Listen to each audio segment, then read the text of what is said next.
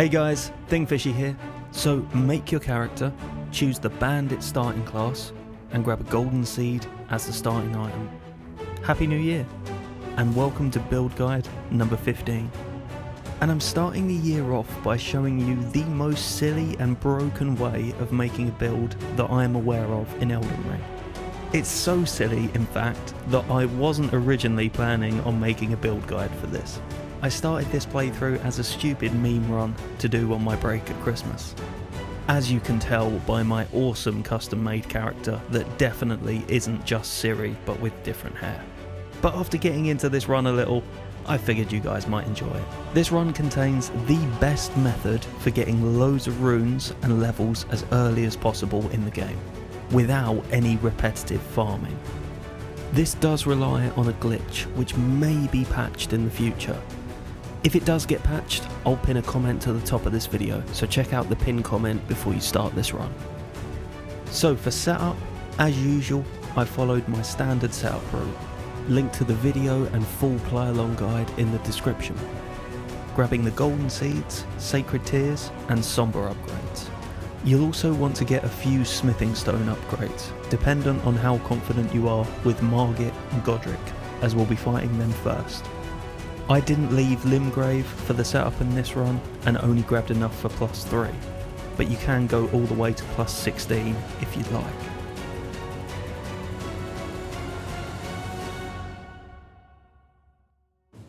So we pick up the action here in Caelid, heading to Lenna's Rise from the Bestial Sanctum teleport. And here I'll show you the YOLO method that I use for Knights Cavalry when I'm not filming a guide.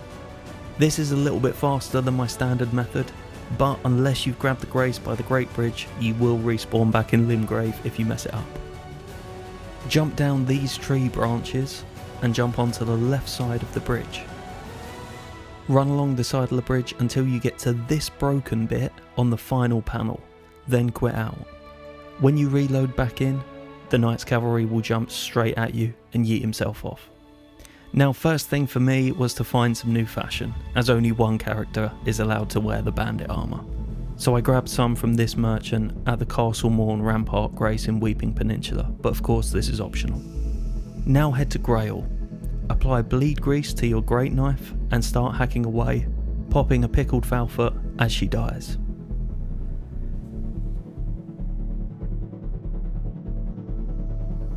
Now level up at the Grace and head to the round table to upgrade your great knife to whatever level you like. Now it's time for Margit. Standard parry strats for him. You can see here that I wasn't quite in build guide mode yet, so I was going for 3 hits between parries as I described in my parry guide. It's immensely satisfying when you get the timing right, but 2 is safer. Now head through Stormvale. And it's actually my New Year's resolution to not get hit by these arrows as much this, light the secluded cell Grace, and then head into Godric. And this is a very easy one with a dagger, even if you haven't leveled it up that much. Godric's slow movements allow for plenty of attack opportunities, just don't get greedy.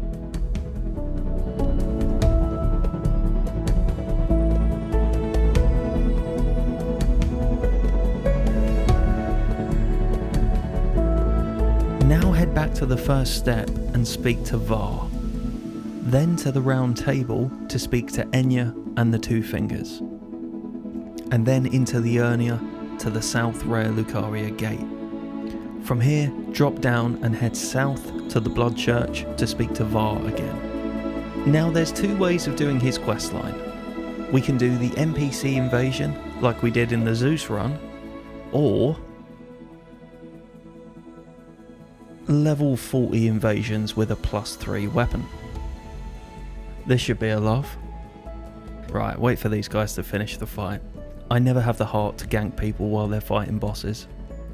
I wish I'd had the telescope here because these guys both had great fashion and really cool looking builds. Oh, look at this guy sneaking round for the cheeky backstab. Let's pretend we don't see him.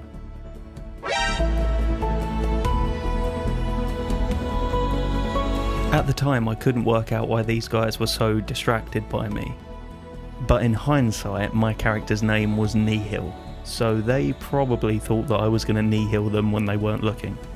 Which, in fairness to them, I probably would have done if I'd had the spear already. And a quick PSA to anyone invaded by someone with a buckler: just do jump attacks and you'll be fine.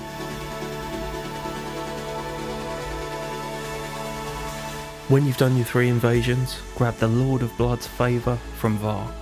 Then head up to the Madness area in the north of Liurnia. Run past Vike and soak it in the Maiden's blood.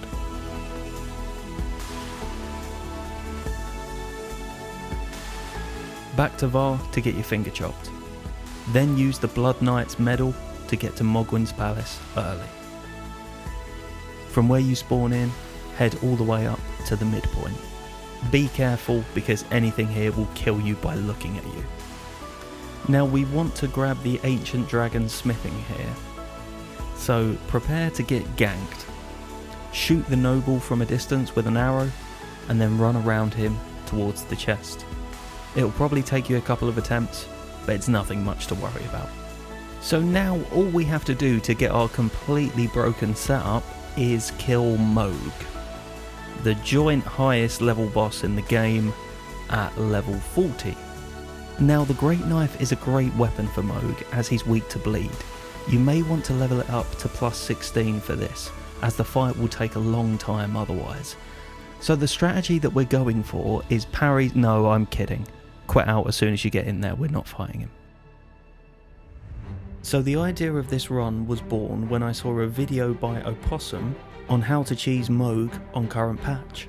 You should definitely check out Opossum's channel if you're interested in skips, glitches and other oddities in Elden Ring.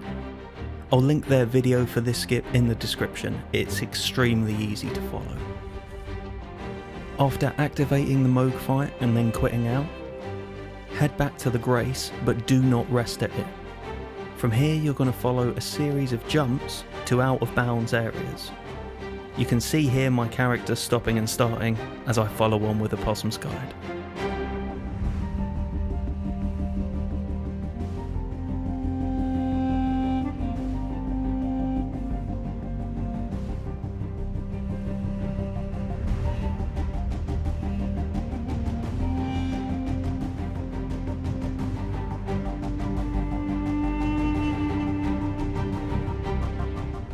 When you reach this crack in the floor, you want to double jump into it. I'm fairly sure that the double jump is the only requirement here, as I messed it up and did it completely differently to Opossum's footage, and still got it first try. When your character starts falling, spam R1 to reset the fall timer. After just over a minute of this, you'll start getting runes from nearby enemies dying. And then, when you get the prompt saying Mohg is dead, open your map and walk back to the Grace. You can now run up to Mohg's arena and find it empty. So at this point I've been playing for about 90 minutes, and probably 30 minutes of that, surprisingly, was waiting around for those 3 invasions. But after that time, I now have over 500,000 runes and a Lord's rune, which is enough to level to about level 70.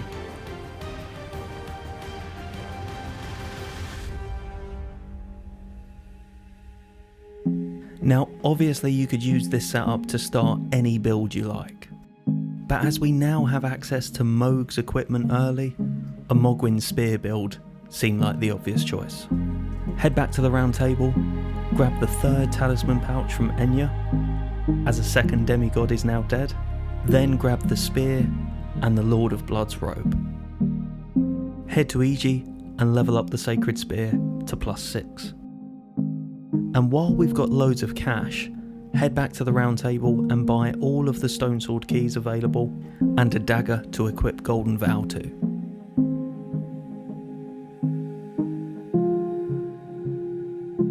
Now we need a couple of bits to make this weapon even more powerful. So head back to the 3rd Church of Marika in Limgrave, up the Spirit Spring behind it, and around into Caelid. Light the rock view balcony, Grace, then head towards the minor Erd tree. jump down the branches towards the putrid avatar. Now Mogwin's spear is a really good weapon on its own, but its weapon art, Blood Boon Ritual, for any enemy that's weak to bleed or fire, yeah, you can probably see how this run is going to go. Equip the Flame Shrouding tier and the Strength tier into your physic, and for our final bit of setup, head up to the Altus Plateau. From the lift, head up to the Erdtree Gazing Hill Grace, then up past the Mariner and around Mount Gelmir to the Seathwater Terminus Grace outside Fort Lyde.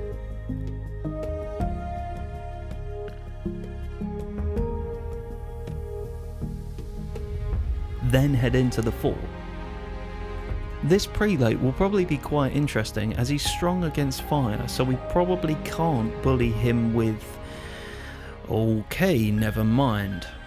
Up to the top of the fort to grab the Fire Scorpion Charm. Then back to the Rockview Balcony and south towards Fort Gale. Now you can pick up Flame Grant Me Strength here. If you want to use it on this build, you'll need 7 extra points in Faith from Arcane. I didn't use it here, but it would possibly make this build a little stronger against certain enemies. Let me know if you try it this way. The reason I came here was to grab the Star Scourge heirloom from the chest on top of the fort. So now, time for Rare Lucaria and Red Wolf. So the enemy of this build, as you might expect, is anything that is fast and moves around a lot. So like a lot of other builds, the strategy for Red Wolf is to stand just outside of his melee range before starting your attack. For these earlier bosses we can afford to be a little greedy with our L2s, but that will change later in the run. Now for Inhala. As usual, I went for a 2 cycle in phase 1 to make sure I had time to buff before phase 2. Phase 2 Renala is ridiculously easy.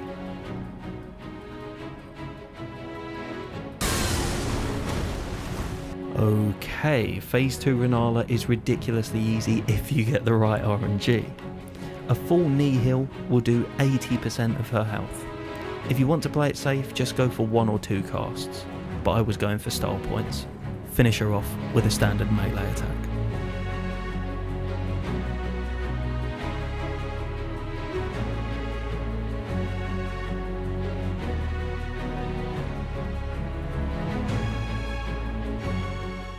Now to Volcano Manor for Godskin Noble. And you might think that Noble will be a bit of a problem here, as he is great at closing the distance and dealing big damage during any long animation that you do. But to prevent this, I went with the parry strategy, using knee heal only when he is standing back up. 2 parries and you'll get him to half health. And unfortunately for him, half health means he starts a phase 2 animation, giving us room for a full Blood Boon Ritual.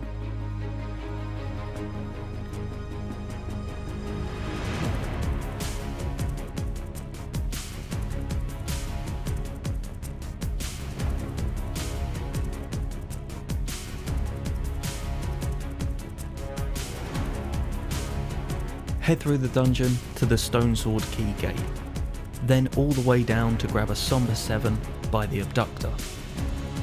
Head back to EG and level Mogwin's Spear to max. Now back to Altus and all the way up to the Draconic Tree Sentinel outside Lindell. And this guy's phase 1 isn't really a problem, as you can see.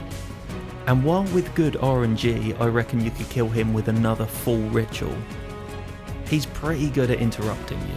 So I went for parries into a single knee heal for big and safe damage.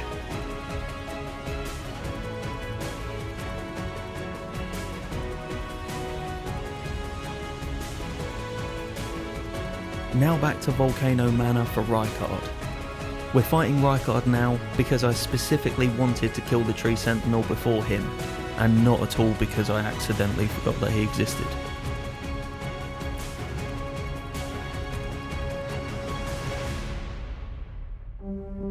Usually for this fight we equip the lance in the right hand, but this time we already have a great spear there.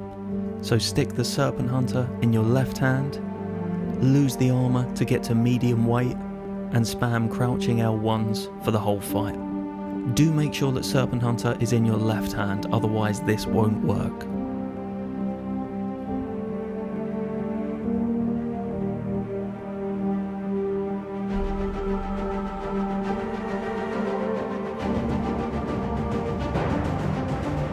Now back to Lingdale, and through the city to the West Avenue balcony grace. Then double back on yourself, buff up and destroy the avatar with a full ritual. Now from the grace, down the stairs and over the balcony into the sewers. Light the underground roadside grace, then across the pipes and right down to the bottom. Face tank a 50 cal from the lobster before panic rolling into the Lingdale catacombs. And you know the drill with these catacombs. Run round for half an hour getting endlessly lost before having to fight a boss that makes the Capra Demon look like the final boss of Nintendogs. On my last guide, this guy took me about 20 attempts because I once again forgot about the existence of the beast repellent torch. So let's see how many times he ganks. Oh, I love this weapon.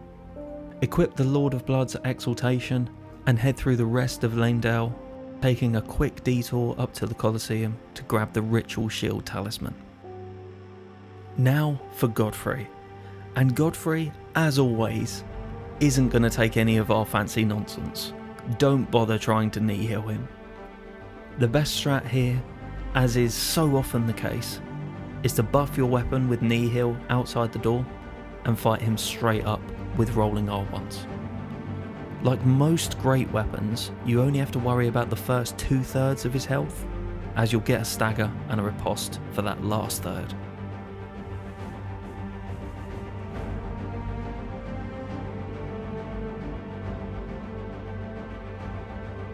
Now for Morgott.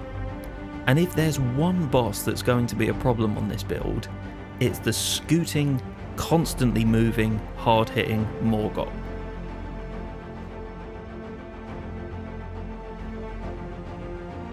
Nope. Because of his health triggers, if you get a full ritual in, you get the second one for free. Even if you're a complete idiot like me and miss one completely in between and have to refill your FP.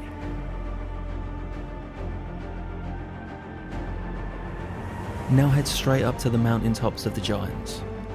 And whenever I have a build like this that's a bit fruity, there's always this childish inner voice that says, go fight Gnarl. So that's what I did. And I'm just going to let this one play.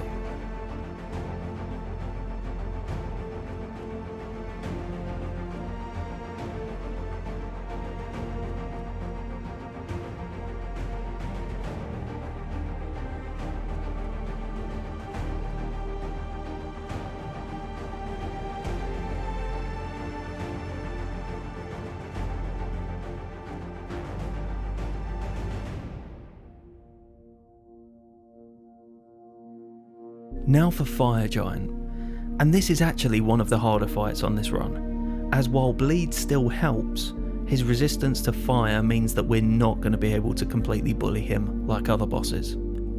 For phase 1, either use standard melee attacks or blood boon rituals on the foot. If you want more red flasks, go for melee. If you're confident with Fire Giant, stock up on blues and use knee heals throughout. For phase 2, start off using knee heal on the hand. For the rest of the fight, as always, just stay in front of him. The safest method at this point is to go for rolling R1s on the hand. However, if you want those style points and don't get too greedy, you can use knee heal instead.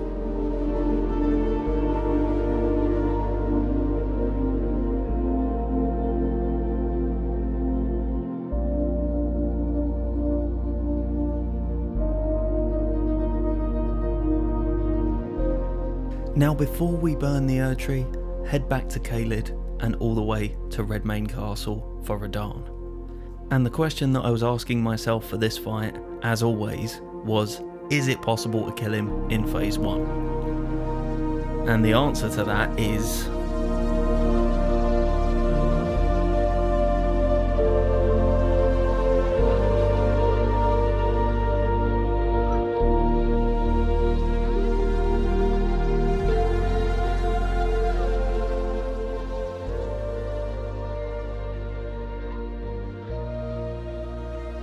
speak to Alexander, then walk back to the Seath Water Terminus in Mount Gelmir to speak to him again in the lava.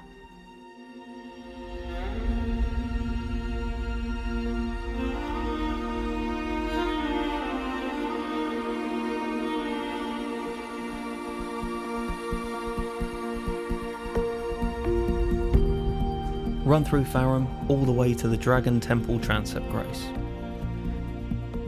Now head back to Carle at the Church of Ella for 3 crackpots and the crafting kit.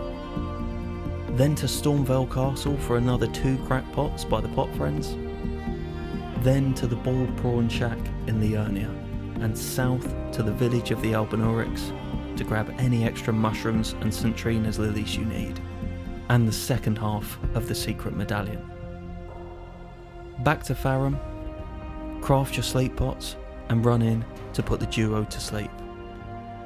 As you can see, this is a super easy Godskin cheese.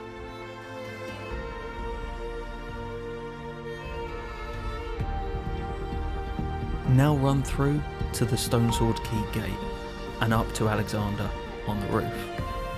Do a bit of sparring with him and take the shard that he hands you before he wanders off on his next adventure.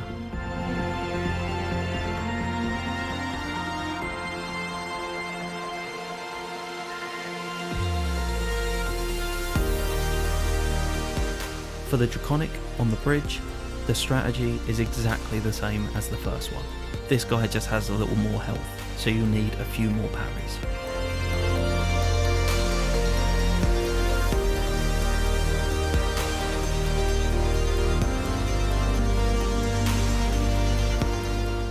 Now for Clergyman and Malekith, and there's absolutely no way that Nihil is going to work for Clergyman.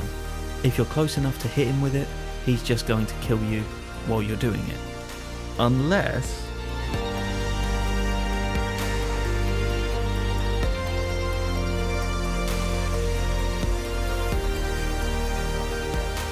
Okay, so a little disclaimer here.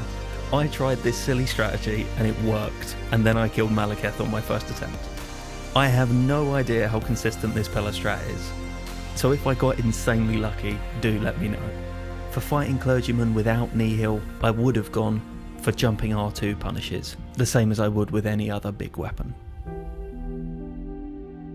For Malekith, the starting attack, as well as every subsequent slow 1-2 combo, can be punished safely with 2 Nihils, but you can go for 3 if you're at full health and okay with tanking whatever he does next.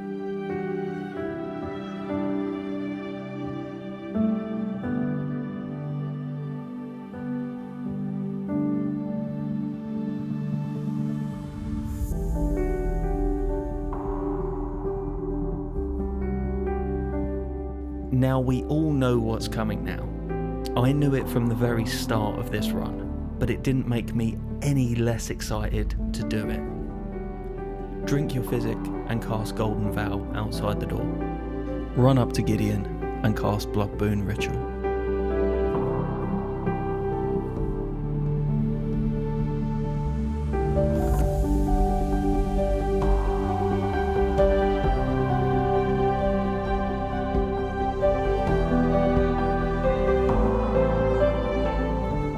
Now for Godfrey Hoaraloo.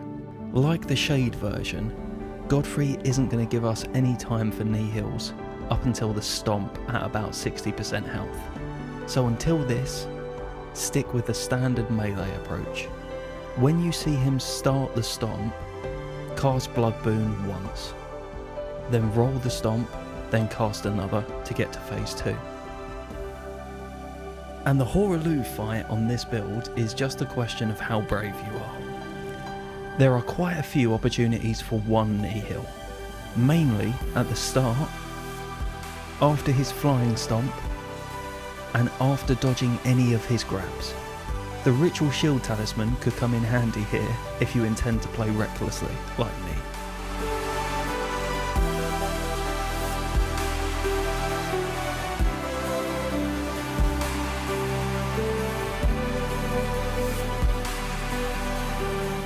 Now head to the Grand Lift of Rold, and through the consecrated snowfield all the way to Ordina Town. Run through the Halig Tree all the way to Loretta. The strategy for this one is very similar to all of the other tree sentinels. You just have to be very careful of Carian retaliation, as they can hit you while you're casting.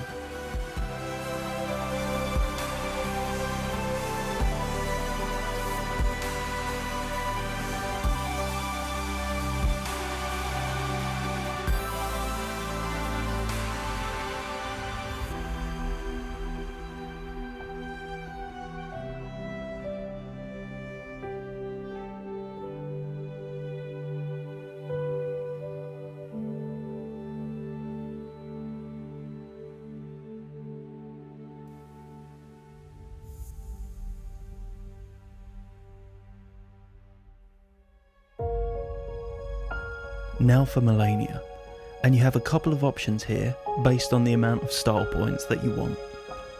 First off, let me show you what this build does to her if you completely YOLO it. Nihil can stagger her out of Waterfowl if used early in phase 1, and it can get rid of most of her health with a full cast. Then for phase 2 you can run up behind her and almost kill her in a single ritual. But this strategy is very dependent on RNG. If she's quick with Waterfowl in phase 1, you're dead. If she does the clone attack in phase 2, you're dead. But if you want to grind this fight for a while, I reckon you could get one of the ultimate Melania bullying fights, killing her with 2 full rituals with only a couple of extra melee attacks needed. If you don't want to grind RNG though, it's still very good news.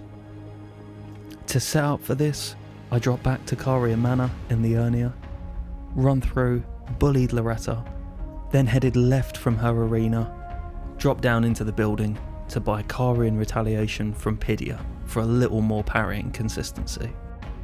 And as always, I lost the armour for that light roll waterfowl dodge. Now for a standard parry strategy, but following each riposte with 1 or 2 Nihils, dependent on what she does afterwards. You can also Nihil her after she lands from a jump attack in phase 1, or after the flower attack in phase 2. With this approach, we're doing more damage per riposte or jump attack than any other build that I've made in this game, meaning that we can kill her in just 5 attacks.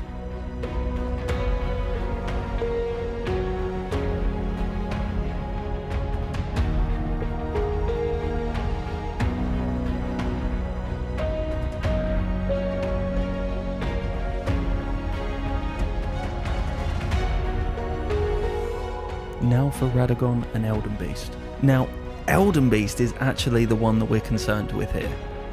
So before the fight, I went back to Mogwyn Palace and hugged the right wall all the way into the river to grab the Halig Drake Talisman for some extra Elden Stars protection. And why wasn't I concerned about Radagon? Well, here's what that fight looked like.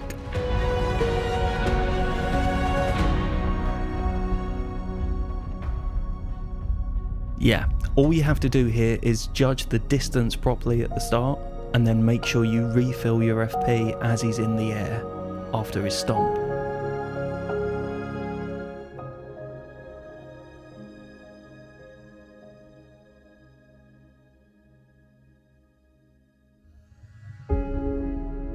And for the Elden Beast fight, Nihil isn't quite as OP as it has been throughout the run. It still does really good damage though.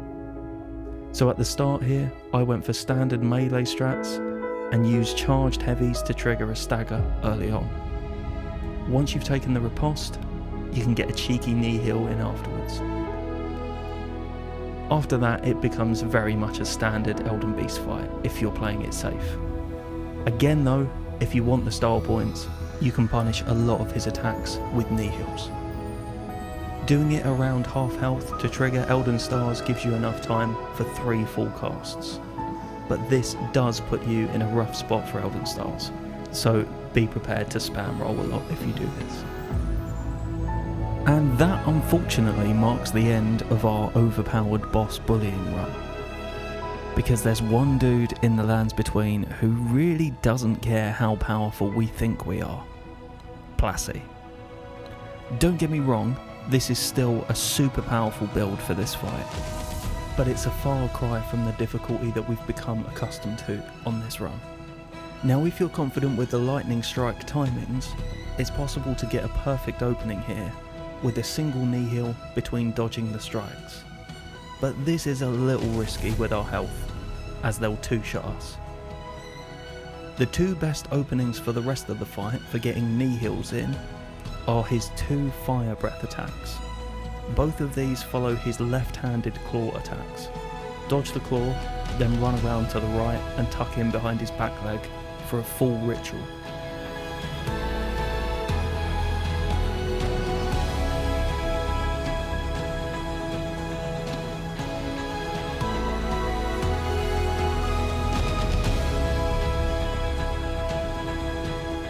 And that's it. How to make a ridiculously broken build on patch 1.08. I didn't bother going down into the underground bosses with this build, as I think you probably get the idea. Nihil bullies everything. If you've made it this far and actually tried this build, please do let me know how you got on in the comments. If you've enjoyed this video, give it a like and subscribe to my channel for more Elden Ring build guides. Thanks for watching. See you soon.